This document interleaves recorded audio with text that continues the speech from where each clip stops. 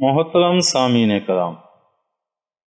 ترمذی شریف میں حضرت عبداللہ ابن عمر رضی اللہ تعالیٰ عنہ سے روایت ہے کہ رسول کریم صلی اللہ علیہ وآلہ وسلم نے فرمایا،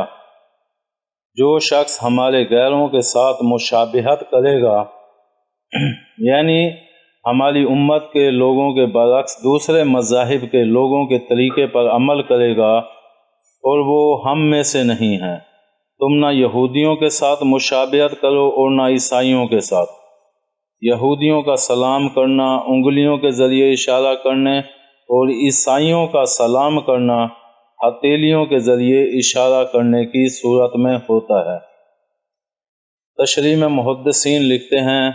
حدیث کا حاصل یہ ہے کہ یہودیوں اور عیسائیوں کے کسی بھی فعل و طریقے اور خاص طور پر سلام کرنے کے ان دونوں طریقوں کی مشابہت اختیار نہ کرنی چاہیے۔ بظاہر یہ معلوم ہوتا ہے کہ یہودی اور عیسائی سلام کرنے یا سلام کرنے کا جواب دینے کے لیے اور یا دونوں کے لیے محض مذکورہ اشاروں ہی پر اکتفا کر لیتے تھے، سلام کا لفظ نہیں کہتے تھے، جو حضرت آدم علیہ السلام اور ان کی ذریت میں سے انبیاء و اولیاء کی سنت و طریقہ ہے۔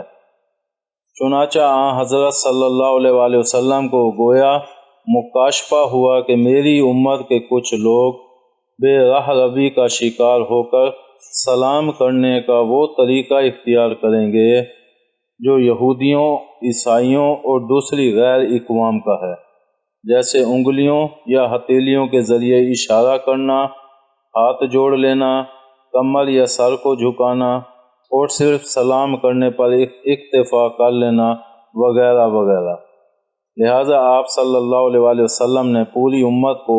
مخاطب کرتے ہوئے اس بارے میں تنبیہ یا بیان فرمائی اور یہ وعید بیان کی کہ جو شخص سلام کرنے کے ان رسوم و رواج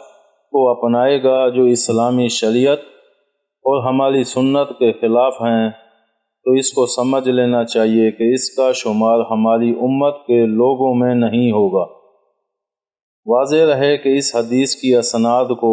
امام ترمذی رحمۃ اللہ علیہ نے ضعیف کہا ہے، لیکن یہ حدیث ایک دوسری سند سے بھی منقول ہے